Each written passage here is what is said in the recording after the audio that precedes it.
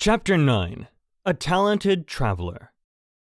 As Saiyah entered the library in the early afternoon, she was greeted with glares and hushed whispers. All eyes seemed to be on her, and she was getting a distinct chill from the onlookers. Saiyah was baffled as to what could warrant such a greeting, but tried her best to ignore it, seating herself at the nearest empty table by the windows. She had barely opened one of her books before Cass rushed up to her. "Can we talk in private?" she started, without even issuing a greeting. Saiyah was taken off guard, but nodded as she followed her to a secluded area amongst the shelves. Cass kept looking back to make sure they were out of earshot. As soon as she was certain they could not be overheard, she spun around and confronted Saiyah. "Tell me it isn't true," Cass stated with her hands on her hips accusingly. "Well, in order to do that, I would first have to know what you're referring to," Saiyah noted. Cass gave an exacerbated sigh. "I heard that you sided with a human after it attacked Thaden. You called him a coward and insulted Maester Valor on his teaching methods." Saiyah rolled her eyes and sighed. Of course, that was what all this was about. Thaden probably painted himself as the poor martyr in the matter. "For starters, Thaden attacked the human first, without justification or cause," Saiyah started. "For which I did, indeed, call him a coward, and I did not insult Maester Valor, merely pointed out the truth of the matter to him." "You still sided with a human over one of your own kind?" Cass argued in disbelief. "Yes, because one of my own kind was in the wrong," Saiyah reiterated. "Did you miss the part where Thaden attacked him?" Cass waved her hand dismissively. "That was a duel. You had no right to interfere," she spat. "Duel implies an honorable and fair fight between two mages," Saiyah argued. "Thaden shot at him from behind." "The human had it coming," Cass bit back. "For simply walking by?" Saiyah questioned. "Had he not reacted so fast, Thaden's attack could have killed Kai." "Kai?" Cass repeated in confusion. Saiyah threw up a hand in exasperation. "The human!" she practically shouted back, catching the attention of several library attendees in the process. Cass contorted her face in disgust. "Well, you really have gotten buddy-buddy with it, if you know its name." Saiyah glared back. "Displaying an iota of common decency is not something I would equate to being buddy-buddy, but I guess this is more effort than you can muster." Cass glowered at Saiyah. "You know, Saiyah, you are not who I thought you were." "On that fact, Cass, I believe we finally agree," Saiyah hissed before turning on her heel and stalking away. Saiyah returned to her table and quickly collected her books in a huff. She shot daggers at every eye that met hers as she bolted toward the exit. Saiyah continued out of the library onto the castle grounds. When she turned a corner toward the courtyard fountain, she almost collided with the prime source of her anger. Thaden and his lackeys were hanging around outside, without a care in the world.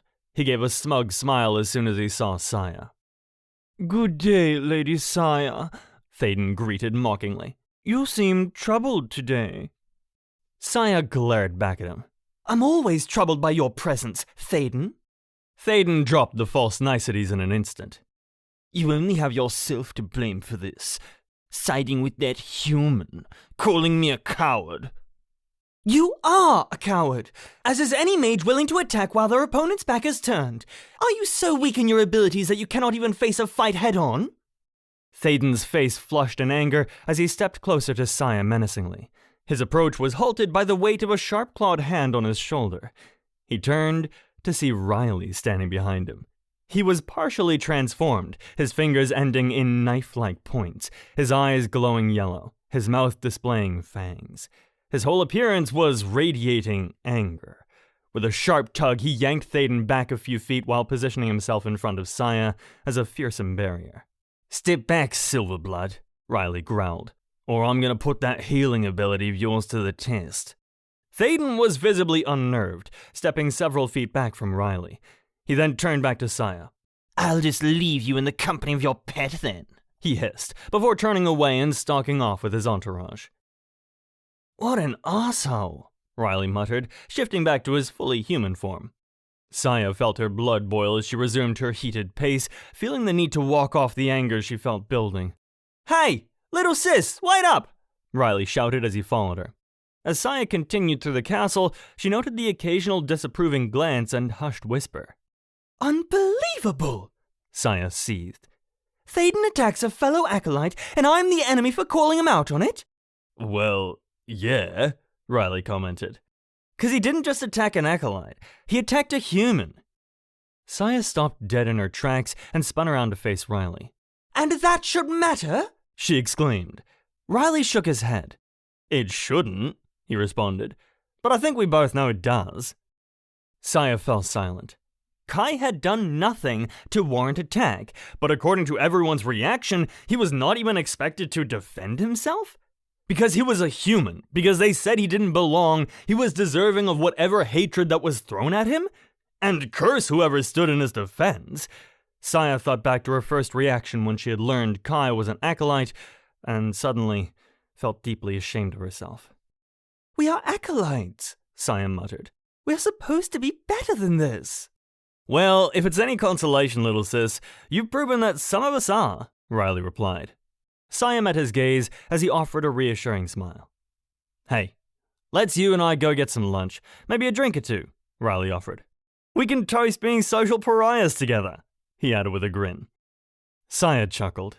It was at that moment she knew she had at least one true friend in the world.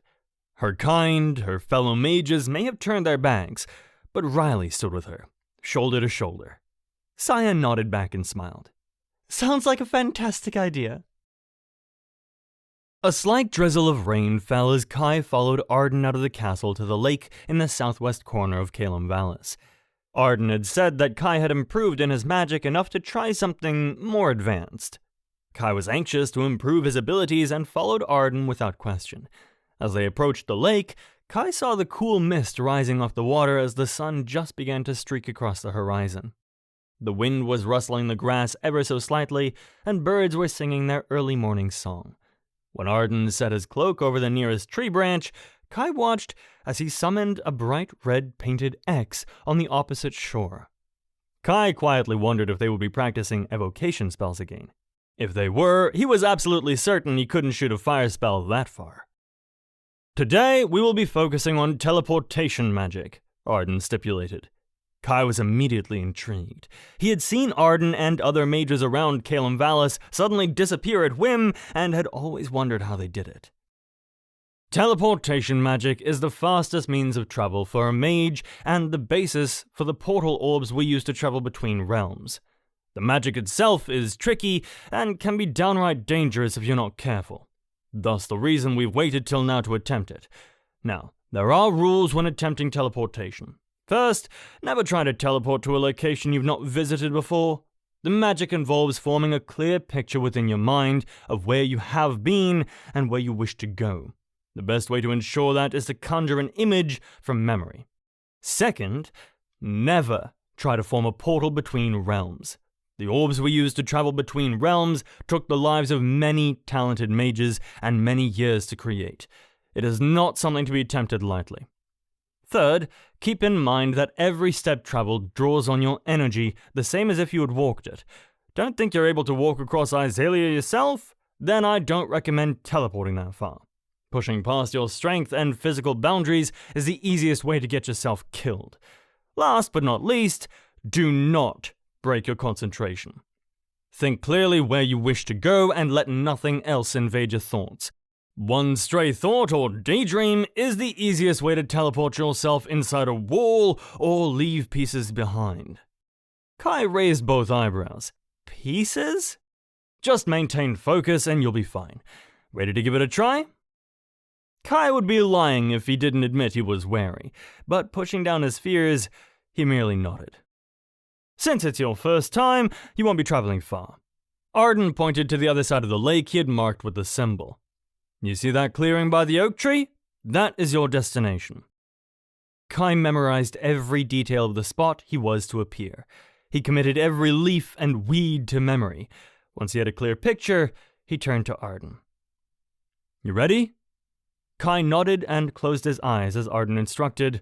Now, focus clearly on where you wish to go. Kai's mind instinctively began perfectly recreating the location Arden had indicated. It was almost second nature to him.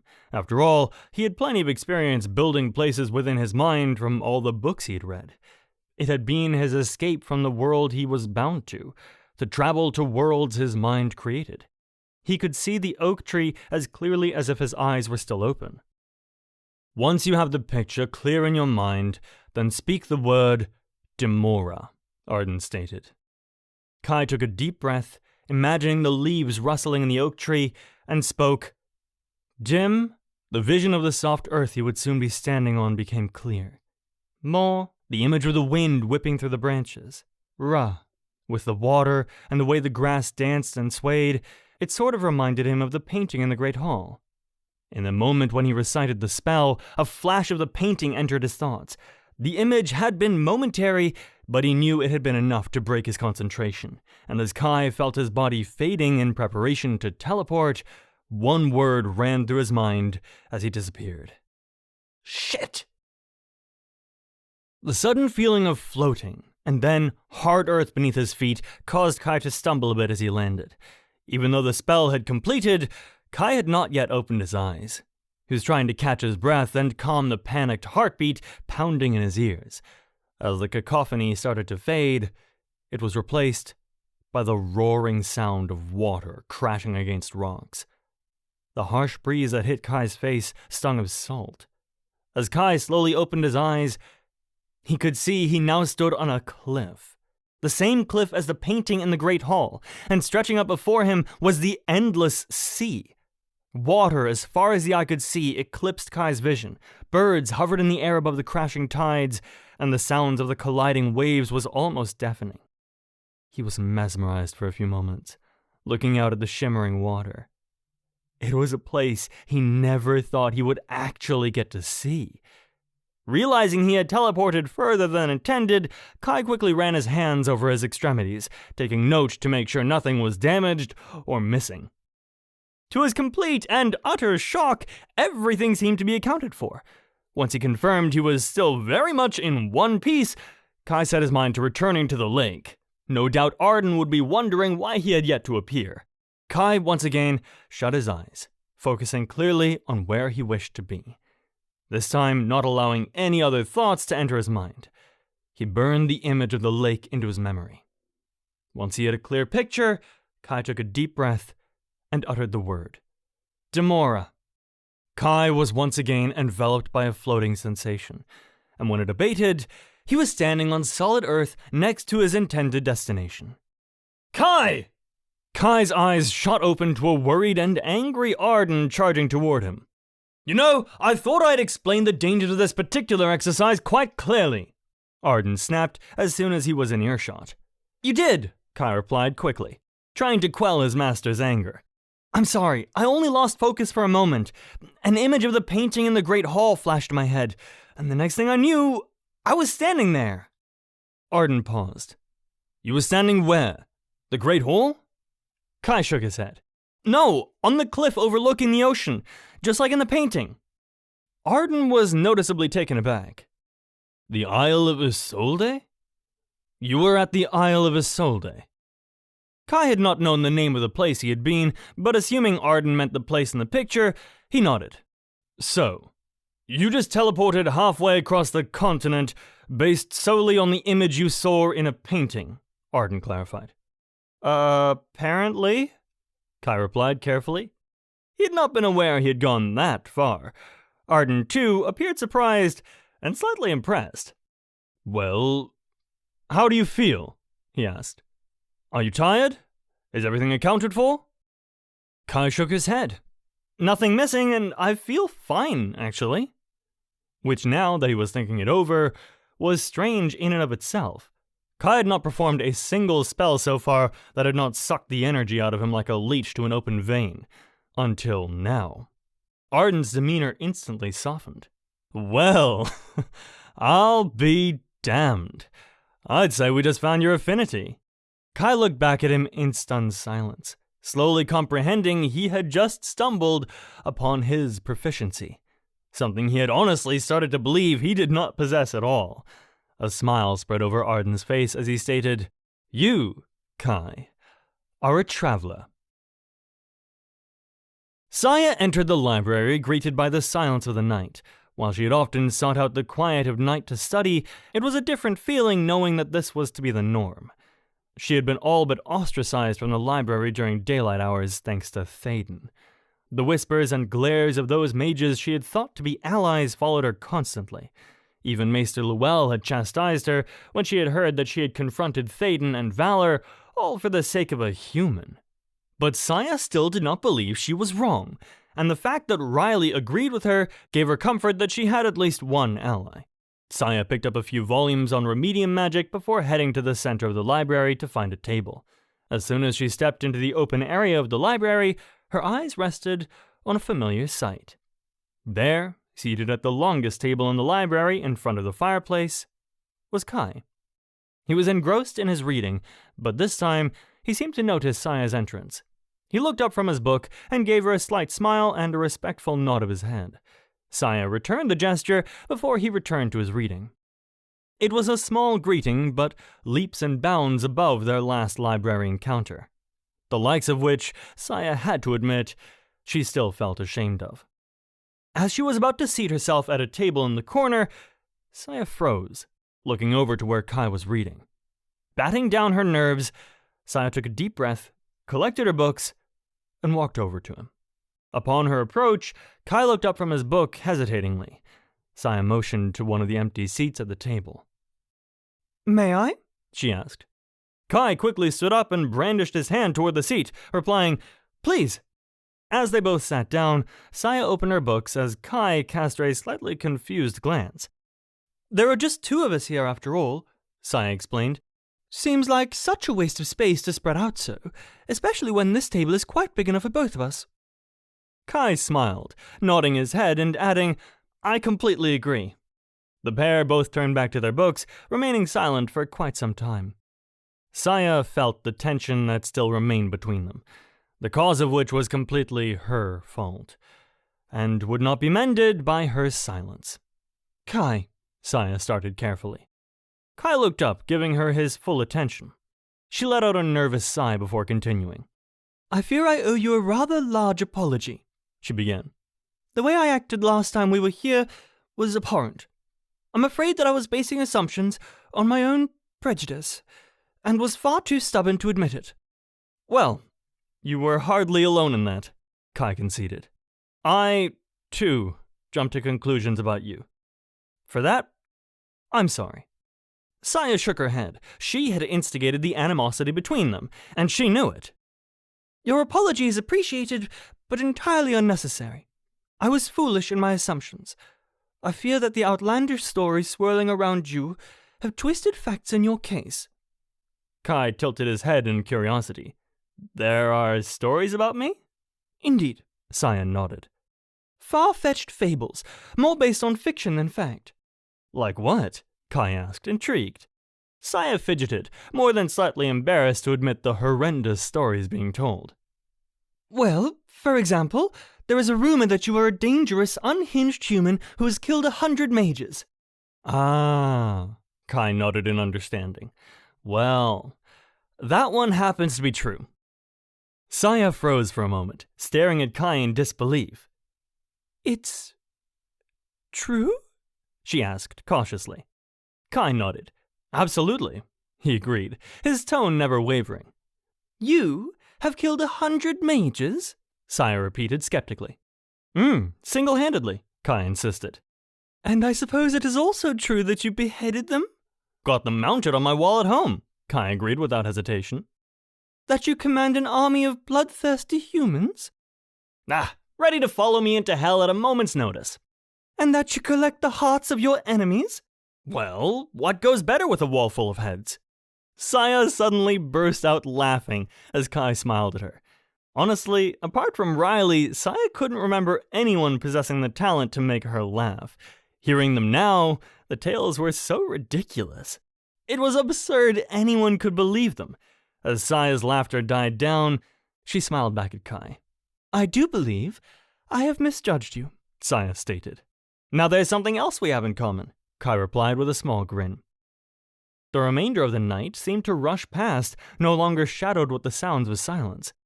The library may have been mostly empty, but it no longer felt that way. It was now filled with conversation, laughter, and the beginning of an unforeseen friendship. It was the dead of night, the cool desert air cutting through Umbri. He had always hated this time of year on Helya, and he was completely confused as to why his master had summoned him here. He had mentioned in his last communication to Arden that he would require his help to distract the mages in Caelum Vallis to allow Umbri access inside. Arden had responded by asking Umbri to meet him on Helya. As Umbri approached the coordinates, he could see in the dark his master and Ammon standing on the edge of a cliff looking down. As he approached the edge, he saw they were observing a human village below. He approached carefully, not wishing to disturb them. Arden sensed his presence, though, breaking the silence by stating, "Good evening, Umbri." Umbri jumped slightly before responding. Good evening, my lord. "I must say, I was quite happy to hear you knew of a second stone," Arden replied. "You are certain of the location?" Yes, my lord, but if you attempt to take it now, the maesters would undoubtedly respond. It would require their attention to be pulled away. "Naturally," Arden added in agreement. "And I believe we can create a suitable distraction to accommodate that and your infiltration of the castle." Arden pulled a few more pieces of dried meat from his satchel and offered one to Ammon. His sidekick took the dried meat and gave a small bow. The three were just standing in silence, looking at the village below. It seemed as though the inhabitants were heading off to bed. They were putting out candles and closing up the doors to their shacks in preparation for night. Umbri could not understand what was so fascinating about this human village or why they were standing here at all. With all due respect, my lord, Umbri began carefully. Why are we here? Do you know what a shade is, Umbri? Yes, my lord.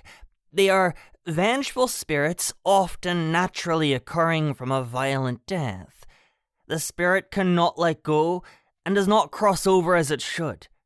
It is trapped by the pain it has endured, warping the soul into an uncontrollable monster that lashes out at the living. Very good. Except for one point. They are not necessarily naturally occurring. They can be made as well. If one dies violently, and the soul is then forcibly restrained from crossing over, the same outcome occurs, and if you can bind a shade to you, then you have a fearsome ally. Umbri felt his eyes widen as he slowly came to understand the purpose of their meeting. The reason we are here is simple, Umbri. You are in need of a distraction, and I intend to make you one. Below them, the final light was extinguished, and the last human headed inside his shack. Arden crinkled the finished bag of dried meat before holding out his hand. He muttered the word, Salebra. In an instant, a barrier appeared around the human village, enclosing the buildings in a perfect sphere. Once the spell was complete, Arden turned to his right hand. Ammon, if you would be so kind, go and greet our new recruits. The shifter next to them growled as his skin erupted in pitch-black scales. His face began to lengthen as his body grew. Membrane-like wings sprang from his back, and before Umbri knew it, he was in the presence of a formidable black dragon. Ammon growled again and took flight, diving down upon the village. It took only moments for Umbri to hear the first scream, but many more were soon echoing in his ears. A few humans tried to fight the beast attacking them, but were easily dispatched by the crunch of fangs and the swipe of claws. Villagers quickly awoke to the commotion, rushing out of their huts to the horror before them. They tried to run, but were stopped by the barrier Arden had summoned. They pounded against the magical wall in vain, desperate to escape their fate, only to be swiftly disposed of by the monster within.